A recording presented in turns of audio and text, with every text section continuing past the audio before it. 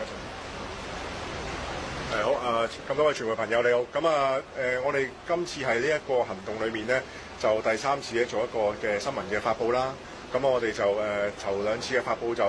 簡單去就解釋咗我哋嗰個拆彈處理嘅程序啦。咁喺今日呢，我哋嘅由尋晚我哋大概凌晨2點鐘就成功咧就疏散咗呢度18棟嘅一棟嘅大廈同埋一啲居民之後呢，咁我哋爆炸品處理課咧就正式進入咗呢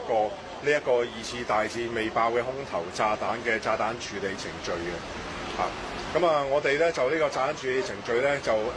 簡潔啲嚟講咧就分為咧就有3個嘅步驟啦。第一個步驟咧就係將呢個炸彈咧就係用一啲嘅切割嘅工具咧就係將佢成功咧就係切開佢咧，就令到佢入邊嘅一啲嘅炸藥咧我哋可以接觸到啦。咁尋日講過呢個係一個1000磅嘅美軍嘅一個空投嘅炸彈啦。咁入邊咧就有大概有500磅嘅高性能嘅